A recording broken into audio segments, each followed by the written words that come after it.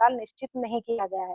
वो तभी तक अपने सिस्टम में बने रहेंगे जब तक उनको बहुमत मिलता रहेगा। अगर उनके खिलाफ अविश्वास प्रस्ताव पास हो गया तो कभी भी मंत्रिमंडल को समाप्त किया जा सकता है। उसके बाद बात करूंगी मैं संघात्मक सिद्धांत लेकिन एकात्मक की ओर झुकाव। जो हमारा जो सिस्टम है, हमारा सिस्टम फेडरल है लेकिन कुछ फीचर्स यूनिटरी फॉर्म के भी हैं। यूनिटरी बायस है हमारे जो कॉन्स्टिट्यूशन में, उसमें दोनों के लक्षण है देखा जाए, जो फेडरल सिस्टम के भी हैं और यूनिटरी के भी हैं। जो फेडरल सिस्टम की हम बात करें तो देखिए हमारे यहाँ पर जो शक्तियों का विभाजन किया गया है सेंटर और स्टेट दोनों के बीच में किया गया है, प्रॉपरली डिवाइड किया गया है, पावर को डिस्ट्रीब्यूट किया गया है। और इसमें 3 तरह की लिस्टें हैं जिसमें हम कहेंगे central list, state list and concurrent list. जो सेंट्रल लिस्ट के टॉपिक्स हैं उन पे जो कानून बनाने का अधिकार है वो सिर्फ सेंटर का है। स्टेट लिस्ट के मुद्दों पर सिर्फ स्टेट गवर्नमेंट बना सकती है और कंकरेंट लिस्ट में दोनों बना सकते हैं। लेकिन यहाँ पर एक कंडीशन है, अगर स्टेट और सेंटर दोनों के बीच में किसी तरह का मतभेद हो जाए किसी बात को लेके, तो जो डिसीजन सेंटर का है वो प्रिवेल करेगा। तो ऐसे में जो मेन पावर है वो सेंटर की तरफ चली जाती है। तो ये चीज इंडिकेट करती है कि हमारे यहाँ पर संघात्मक सिस्टम है क्योंकि प्रॉपर तरीके से शक्तियों का बंटवारा किया गया है। उसके बाद बात आती है कि हमारा संविधान लिखित है और कठोर भी है। रिटर्न के बारे में तो मैंने बताया ही था। अब ये है कि कठोर कैसे है। कठोर ये है कि हमारे संविधान में बहुत आसानी से परिवर्तन नहीं किया जा सकता। कुछ एक बातों में तो सिंपल मेजोरिटी से हो जाता है, कुछ लेवल तक तो फ्लेक्सिबल है, लेकिन जहां पर बात आती है रिजिडिटी की, तो कुछ जो पर्टिकुलर पार्ट्स हैं उनके लिए स्पेशली स्टेट्स की कंसेंट के बिना हम हमारे संविधान में चेंजेस नहीं ला सकते, अमेंडमेंट्स नहीं किए जा सकते। उसके बाद बात आती है हमारे संविधान में शक्तिशाली केंद्र के साथ संघात्मक होने के साथ साथ कुछ एकात्मक लक्षण भी हैं जो ये बताते हैं कि सभी पर्टिकुलर विभाजन के डिवीजन के बावजूद पावर के, उसके बावजूद भी केंद्र को शक्तिशाली बनाया गया है। जैसे यूनिफाइड जुडिशरी सिस्टम है, शक्तिशाली केंद्र है जिसमें एक ही संविधान है, राज्यों का अलग से कोई संविधान नहीं दिया गया है। इंडिपेंडेंट जो हमारी ये सिटीजनशिप है वो हमारी सिंगल सिटीजनशिप है, स्टेट्स को अलग से सिटीजनशिप देने का कोई राइट नहीं है। तो ये सारी बातें इंडिकेट करती हैं कि जो हमारा संविधान है वो फेडरल तो है लेकिन यूनिटरी बायस है उसमें, फिर भी संकट काल की स्थिति में सारी पावर सेंटर के पास चली जाती हैं। तो ऐसे में ये चीजें इंडिकेट करते हैं कि हमारा संविधान यूनिटरी फीचर्स को भी इंडिकेट करता है। उसके बाद बात आती है partly flexible and partly rigid. तो फ्लेक्सिबिलिटी की बात आती है, कुछ एक मुद्दों पर हमारे बहुत आसानी से सिंपल मेजोरिटी से हमारा संविधान में चेंजेस लाए जा सकते हैं, लेकिन कुछ एक चीजें जो हैं जहां पर फ्लेक्सिबिलिटी नहीं है, बहुत कठोर है। हमारे संविधान में चेंजेस लाने के लिए स्टेट्स की पार्टिसिपेशन जरूरी है। तो कुछ पर्टिकुलर चीजों में सिंपल मेजोरिटी के सिवाय 2/3 मेजोरिटी जो है प्रेजेंट एंड वोटिंग मेंबर्स की संसद की होती है, प्लस हाफ ऑफ द जो पार्टिसिपेशन वो स्टेट की होनी कंपलसरी है। तो इस वजह से ये पूरी तरीके से फ्लेक्सिबल नहीं है, partly flexible and partly rigid है। उसके बाद बात आती है मौलिक अधिकारों की, जिसको हम फंडामेंटल राइट्स भी कहते हैं। फंडामेंटल राइट्स वो राइट्स हैं जो हमारे शारीरिक, मानसिक और नैतिक विकास के लिए जरूरी हैं। तो फंडामेंटल राइट्स हमारी किसी भी ह्यूमन बीइंग की पर्सनालिटी के डेवलपमेंट के लिए, विकास के लिए जरूरी हैं। तो हमारे संविधान में हमें मौलिक अधिकार दिए गए हैं और इन अधिकारों के साथ हमें ये भी अधिकार दिया गया है। इनको फंडामेंटल क्यों कहते हैं? क्योंकि इनके लिए हम डायरेक्टली इनको लागू करवाने के लिए अगर कहीं पर भी इन्फ्रिंज होते हैं हमारे राइट्स, तो इनको हम इम्प्लीमेंट करवाने के लिए डायरेक्टली सुप्रीम कोर्ट में जा सकते हैं। तो सुप्रीम कोर्ट में हम आर्टिकल 32 जा सकते हैं और हम हाई कोर्ट में अंडर आर्टिकल 226 जा सकते हैं। तो हमारे संविधान में इन अधिकारों को न्याय संगत, जिनको जस्टिशिएबल भी कहते हैं, so because for the implementation of these rights we can directly go to the Supreme Court. तो इसलिए इन अधिकारों को न्याय संगत कहा जाता है। उसके बाद बात आती है कि ये अधिकार हमारे अनुच्छेद 14 से 32 में दिए गए हैं, आर्टिकल 14 to 32। इसमें हमारे ये मौलिक अधिकारों को कवर किया गया है, जिसमें हमारे समानता का अधिकार, स्वतंत्रता का अधिकार, शोषण के विरुद्ध अधिकार, धार्मिक स्वतंत्रता आ जाती है, इसमें हमारी सांस्कृतिक स्वतंत्रता आ जाती है, संवैधानिक उपचारों का अधिकार आ जाता है। तो ये सारे अधिकार हमारे फंडामेंटल राइट्स का पार्ट है। उसके बाद बात आती है फंडामेंटल ड्यूटीज। देखिए 42nd अमेंडमेंट में अंडर आर्टिकल 51A में हमारे जो मौलिक कर्तव्य हैं, जिनको फंडामेंटल ड्यूटीज भी कहते हैं, वो ऐड की गई थी। सोवियत संघ के मॉडल पे ये ऐड किया गया था। स्वर्ण सिंह जो कमेटी थी उनकी रिकमेंडेशंस पे इनको ऐड किया गया था। पहले ये ड्यूटीज 10 थी, लेकिन अब ये ड्यूटीज 11 हो गई है, क्योंकि 86th अमेंडमेंट के द्वारा एक और ड्यूटी को जोड़ दिया गया है, because it is a through 86th amendment it is added that it is a duty of the parents to send their children in the school. तो और साथ ही हमें राइट टू एजुकेशन मिल गया है। देखिए, ड्यूटीज और अधिकारों का आपस में बहुत गहरा संबंध है। उधर हमें फंडामेंटल राइट मिला, इधर हमें फंडामेंटल ड्यूटी ऐड की है। इसके बाद बात करेंगे directive principles of state policy. हमारे संविधान में directive principles of state policy का जिक्र किया गया है, बिकॉज हमारे संविधान के भाग 4 में इसका जिक्र किया गया है। तो ये हमारे सरकार के लिए गाइडिंग प्रिंसिपल्स की तरह काम करते हैं, बिकॉज ये नॉन जस्टिशिएबल है। इनके लिए हम डायरेक्टली सुप्रीम कोर्ट तो नहीं जा सकते, लेकिन इनके पीछे जनमत की शक्ति होती है, पब्लिक ओपिनियन होता है इनके पीछे। अगर गवर्नमेंट इनके तरीके से कानून फॉर्म नहीं करती, तो गवर्नमेंट को जनता बहुत आसानी से पब्लिक ओपिनियन के थ्रू अपने जो आगे गवर्नमेंट है, नेक्स्ट इलेक्शन में जनता सरकार को बहुत आसानी से गिरा सकती है, अगर सरकार इनके तरीके से काम ना करे। तो इसलिए ये बेसिकली इनकी स्थापना आर्थिक लोकतंत्र के लिए की गई है। तो हमारे राज्य नीति के निर्देशित सिद्धांत ये हमारे एक लाइट हाउस की तरह काम करते हैं हमारी सरकार के लिए। गाइडिंग प्रिंसिपल्स है, सरकार कानून बनाते समय इन निर्देशों का पालन करती है। उसके बाद बात आती है, ये भी न्याय संगत नहीं है, इनके लिए डायरेक्टली सुप्रीम कोर्ट नहीं जा सकते, लेकिन एक जो पब्लिक ओपिनियन का प्रेशर है वो रहता है इनके पीछे। उसके बाद बात आती है joint electoral and universal adult franchise. तो बेसिकली हमारा जो है संयुक्त चुनाव प्रणाली है। पहले हमारे संयुक्त चुनाव प्रणाली नहीं थी, इंडिपेंडेंट थी, हर मतलब धर्म के आधार पर वोटिंग की जाती थी, लेकिन अब हमारे यहाँ पर सांप्रदायिकता को खत्म करने के लिए जॉइंट इलेक्टोरल सिस्टम यूज किया गया है। और इसमें यूनिवर्सल एडल्ट फ्रेंचाइजी के हिसाब से जो लोग 18 वर्ष की आयु के हो चुके हैं, उन लोगों को वोट डालने का अधिकार है, उसके माध्यम से वो हमारे शासन में भागीदारी कर सकते हैं। उसके बाद बात आती है सिंगल सिटीजनशिप। हमारे संविधान में सिंगल सिटीजनशिप का कॉन्सेप्ट है। चाहे आप देश के किसी भी कोने में रहते हो, लेकिन आप भारत के नागरिक ही कहलाओगे, किसी राज्य के नागरिक नहीं कहलाओगे। आपकी आइडेंटिटी आपके भारत में भारत के नागरिक होने के नाते, ना कि भारत के किसी भाग में रहने के नाते है। तो इसमें कोई भी व्यक्ति कहीं भी चला जाए, लेकिन वो भारत का ही नागरिक कहलाएगा, ना कि किसी स्टेट का। उसके बाद बात आती है इंडिपेंडेंट जुडिशरी। जुडिशरी को इंडिपेंडेंट स्टेटस दिया गया है, ताकि जुडिशरी स्वतंत्र रहकर अपनी सही तरीके से कार्य कर सके, निष्पक्ष तरीके से डिसीजन दे सके। मौलिक अधिकारों की रक्षा का काम हमारी जुडिशरी का है, संविधान की रक्षा करने का काम भी हमारी जुडिशरी का है, ताकि सरकार अपने तरीके से मनमानी ना कर सके। इसलिए हमारे यहाँ पर स्वतंत्र न्यायपालिका का जो है प्रोविजन किया गया है। उसके बाद बात आती है coordination between parliamentary supremacy and judicial supremacy. हमारे यहाँ पर जो संविधान तो सर्वोच्च है, संसद की सर्वोच्चता के साथ साथ न्यायिक सर्वोच्चता में भी कोऑर्डिनेशन क्रिएट करने की कोशिश की गई है, क्योंकि न्यायपालिका संसद के बनाए कानूनों को जुडिशियल रिव्यू के थ्रू, अगर वो कानून हमारे संविधान की प्रस्तावना के अनुसार नहीं है, तो उसको वो उस पार्ट को अवैध घोषित कर सकती है और उस पोर्शन को डिलीट किया जा सकता है। तो इस आधार पर न्यायपालिका को शक्तियां दी गई है, और इसके साथ ही संसद को भी यह अधिकार दिया गया है कि न्यायपालिका की शक्तियों को वो सीमित कर सकते हैं। उसके बाद बात आती है बायकामरल लेजिस्लेचर। हमारा द्विसदनीय विधानमंडल है, जिसमें लोकसभा और राज्यसभा, इसके 2 पार्ट है संसद के। निचले पार्ट को लोकसभा कहते हैं और ऊपरी पार्ट को राज्यसभा कहते हैं। लोकसभा के 552 जो है सदस्य चुने जाते हैं, 530 स्टेट्स के थ्रू आते हैं, 20 यूटीज के थ्रू, और जो बाकी 2 हैं वो लोकसभा के सदस्य है। एंग्लो इंडियन अगर है, उनको सही से रिप्रेजेंटेशन ना मिले, तो उनको राष्ट्रपति के द्वारा नॉमिनेट किया जा सकता है।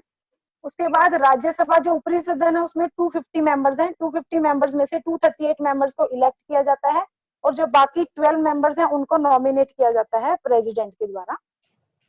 उसके बाद बात आती है पिछड़े वर्ग के लोगों के लिए स्पेशल प्रोविजन किया गया है, सीट्स आरक्षित करने की, रिजर्वेशन की व्यवस्था की गई है।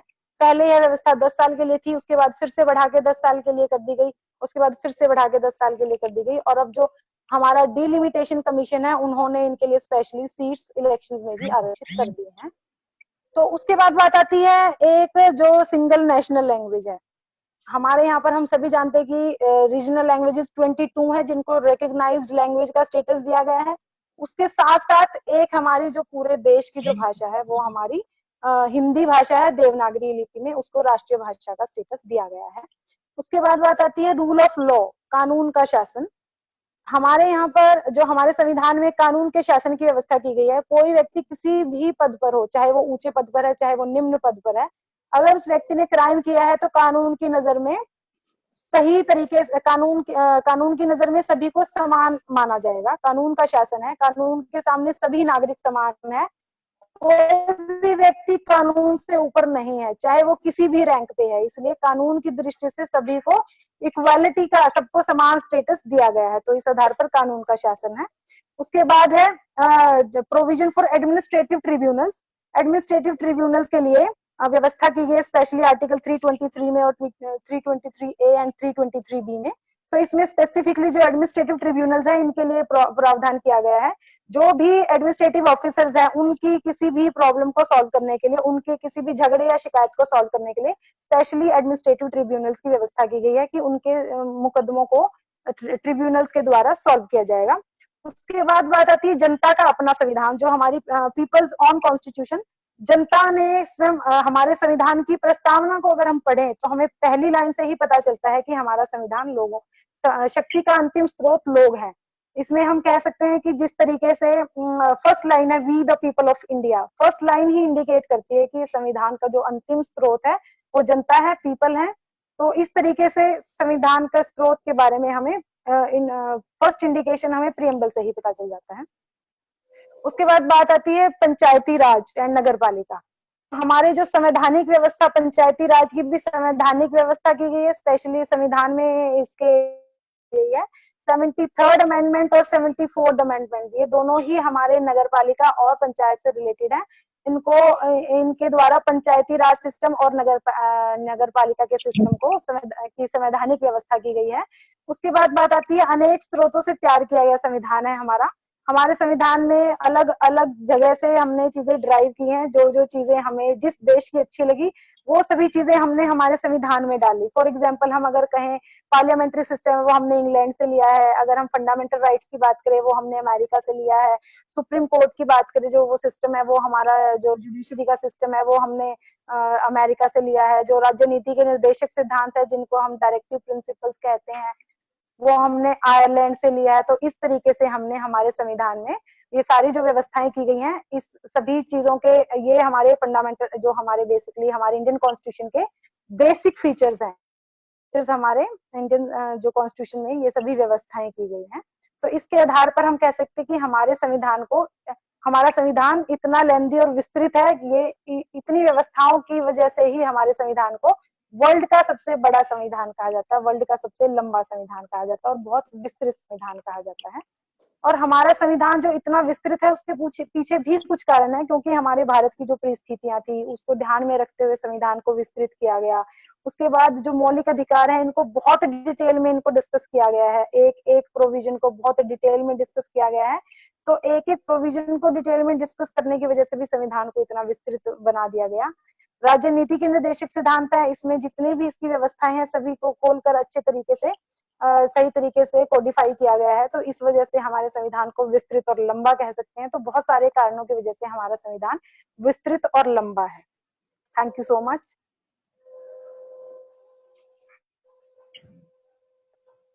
एक जनशक्ति भी कॉन्स्टिट्यूशन में चेंज ला सकती है, ऐसा प्रोविजन है। ठीक है, एक जगह आपने वर्ड यूज किया सांप्रदायिकता।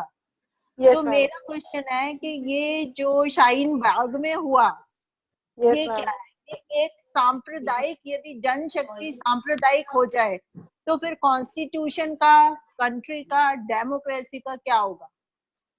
मैम सांप्रदायिकता अगर होती तो इस चीज को हम प्रमोट करते ना, तभी तो इस चीज को बार बार मतलब अवॉइड किया जा रहा था कि इस तरह की सिचुएशंस ना आए, क्योंकि ये पर्टिकुलरली इस तरीके से थियोक्रेटिक बनने की कोशिश की जा रही थी। लेकिन इन रियल सेंस ये थियोक्रेटिक वाली बात नहीं है, क्योंकि कोई जो हमारा एनसीआर जो हमारा ये हमारा एक्ट पास हुआ है सिटीजनशिप को लेकर, जो इसमें जो अमेंडमेंट्स हुए हैं वो पर्टिकुलरली किसी कास्ट को फोकस करके नहीं किए गए हैं। जो हमारे अमेंडमेंट्स किए गए हैं वो 6 पर्टिकुलर कम्युनिटीज को फोकस करके किए थे, क्योंकि उनको स्पेशल, क्योंकि वो माइनॉरिटीज में थे इसलिए उनको स्पेशल राइट्स दिए गए थे सिटीजनशिप को लेकर। मुस्लिम्स को स्पेशली टारगेट नहीं किया गया था, उन्होंने सांप्रदायिकता हाँ, फैलाने की खुद कोशिश की है, फैलाने की अदरवाइज कोशिश की ऐसा है। हमारा हाँ, यस ऐसा रन तो हमारा कोई कितने, प्रोविजन हाँ, हमारे कॉन्स्टिट्यूशन में नहीं आता। नहीं है, और ओके। मैं तो अगर पब्लिक ओपिनियन हमारा सारा इनकी फेवर में होता तो मास लेवल पे मूवमेंट होती, मास रेवोल्यूशन आता। तो ये हाँ, कुछ बट एक दैट लोगों की ही जो कम्युनिटी, एक्टिविटीज थी, यस मैम, वो कम्युनिटी पर्टिकुलर बेस्ड जगह पे था। और पर्टिकुलर एक कम्युनिटी बेस्ड था, स्पेसिफिकली थैंक वो यू, अपने आप को अलग। Ma'am basically thank you. 370 का कुछ रिएक्शन भी कह सकते हैं हम, तो इस तरीके से था Welcome, ma'am sir. Basically. Welcome to this. Sir has joined us. Can you hear us, sir? Yes ma'am, good afternoon sir. Good sir afternoon आपकी सर। आवाज आ रही है? सर की आवाज सर नहीं की आ रही मैम। सर आपकी आवाज नहीं आ रही। मैसेज डाल दो सरोज। मैसेज कहाँ से डलेगा मैम? वो नीचे टैप करो। सर आवाज नहीं आ रही आपकी, मैं सर की आवाज नहीं आ गुड रही। Evening sir. सरोज एक काम कर, मेन स्क्रीन पे टैप कर, वहां पे चैट ऑप्शन आ रही होगी। एक मिनट मैम, मैं देखती हूँ। चैट ऑप्शन आएगी। हेलो, मेन स्क्रीन पे टैप करना, नीचे जी मैम। चैट ऑप्शन आएगी। चैट ऑप्शन में सर को मैसेज लिख के भेज दो कि आपकी आवाज नहीं आ रही। मैम ऑप्शन तो नहीं आ रहा है चैट वाला। नहीं आए, नीचे जहाँ पे ऑडियो वीडियो सब आ रही है वहाँ चैट ऑप्शन भी आती मैम है। वहां पे आ रही है participants, share video, mute. Ma'am जो सर को मैंने होस्ट बनाया उनके पास गया होगा चैट का ऑप्शन ना। तो सर मैं उन्हें रिक्वेस्ट करो डॉक्टर मिस्टर तेजपाल जी को ना कि वो सर को मैसेज डाल दें। तेजपाल सर आप सर जी सर प्लीज आप।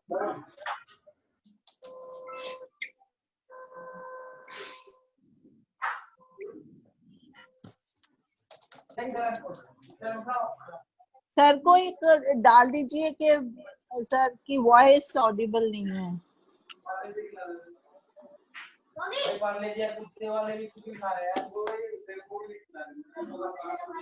Good afternoon sir, sir not Audible. आवाज नहीं आ रही। अब आ रही है अभी सर? अनम्यूट हुआ तो है मैम, अभी ऑप्शन वो लोगो तो गया हाँ। अनम्यूट वाला। गुड आफ्टरनून सर, सर आप सुन पा रहे हो हमें? सर आप सर वो आपकी आवाज नहीं लगाइए, आ रही। सर आप ये लगाएं। सर की आवाज नहीं आ रही है, हमारे को उनकी आवाज नहीं आ रही है।